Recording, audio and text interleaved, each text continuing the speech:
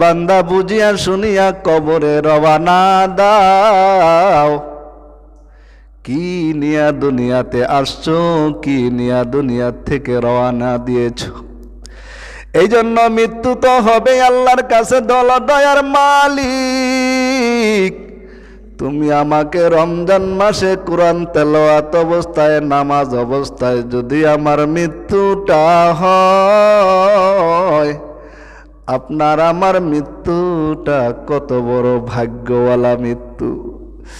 এমন মৃত্যু দিও না গো দয়ার মালিক, যেই মৃত্যুর কারণে সন্তানটাও দেখতে পারে না, ঘরের বিবিও বিরক্ত হয়ে যায় বেশি দিন বিছনায় পড়িয়া পড়িয়া মরলে।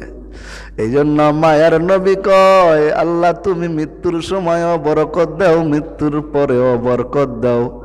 মৃত্যুর সময় আবার কিসের বরকত? কয় মৃত্যুর সময় বরকত হইল, ওগো আল্লাহ আমার মৃত্যুটা যেন আসানের সাথে নরমালে হয়ে যায়, পর্বত মরব, কারো যেন ভোগান্তির কারণ না হয়।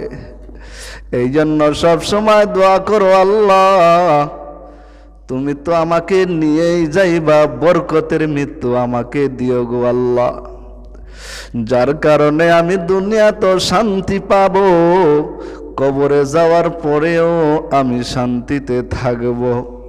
কিন্তু মায়ার নবীর সাহাবীদের চরিত্রের দিকে তাকাইলে দেখো তোমার আর চরিত্রের মধ্যে কোনো কি নাই, সম্পর্ক নাই।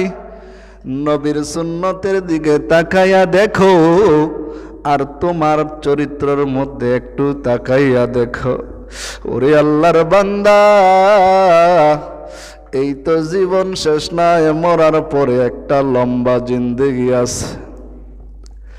মনে রেখে একবার বুঝাইয়া দেখছো ওরে মন, রাত্রি যখন গভীর হয়ে যায়, অন্ধকার হয়ে যায়, আল্লাহকে একটা ডাক দিয়া দেখো কত মজাই না লাগে। এই জন্য দেখবেন ইমানদার ঘুমায় না, গভীর রাত্রে ওইটা মাওলার সাথে সম্পর্ক লাগায়া দেয়। গভীর রাত্রে আল্লাহর বান্দারা, কিছু কিছু বান্দা আছে মানুষ তিন শ্রেণীতে ভাগ হয়ে যায়। কয় শ্রেণীতে? এক শ্রেণীর মানুষ নামাজ পড়া শুয়ে পড়ে, আবার কিছু শ্রেণীর মানুষ খারাপ কাজে লিপ্ত হয়ে যায়। রাত আইছে, এখন তার চুরির সময় হয়ে গেছে।